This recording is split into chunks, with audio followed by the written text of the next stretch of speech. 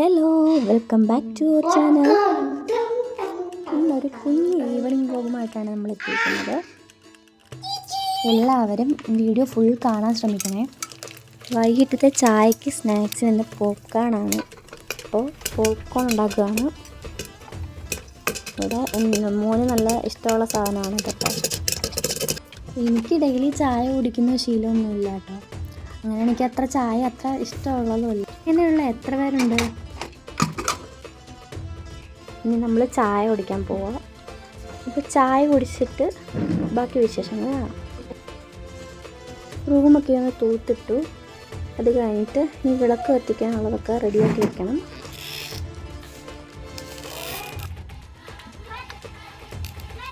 ഇപ്പോൾ ഇവിടെ നല്ല തണുപ്പാണ് പുറത്ത്. അപ്പം ഇവിടെ ഒരു 4-4:45 ആയതേ ഉള്ളൂ. അപ്പം തന്നെ ഒരുപാട് ഇരുട്ടിയിട്ടുണ്ട്. നമ്മുടെ ഇവിടെയൊക്കെ ഒരു സന്ധ്യാകാറാകുമ്പോഴേ ഇരുട്ടി തുടങ്ങുന്നത്. ഒരു 4-4:30 കഴിയുമ്പോഴത്തേനും ഇരുട്ടും. അതുകൊണ്ട് മോൻ പോയി ലൈറ്റ് ഇട്ട് വെളിയിലിട്ട്. നമ്മൾ കുടിക്കുന്ന വെള്ളം വെളിയിൽ നിന്നാണ് എടുക്കുന്നത്. അപ്പോൾ അങ്ങോട്ട് പോവാണ്.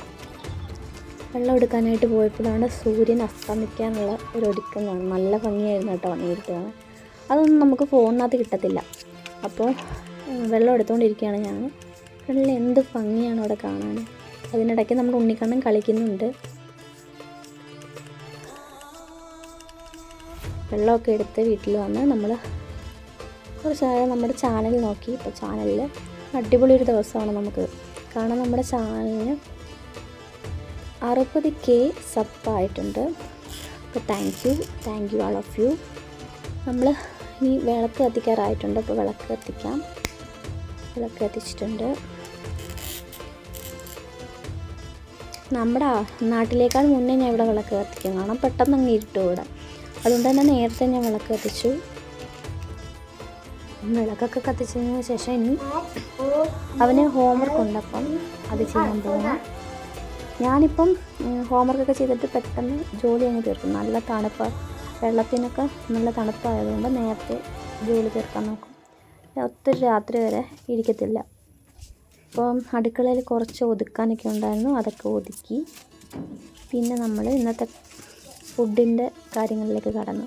ഇന്ന് നമുക്ക് സ്പെഷ്യലായിട്ട് പോർക്ക് കിട്ടിയിട്ടുണ്ട്. അപ്പം നമ്മൾ പോർക്ക് കറിയാണ് വെക്കാൻ പോകുന്നത് കേട്ടോ.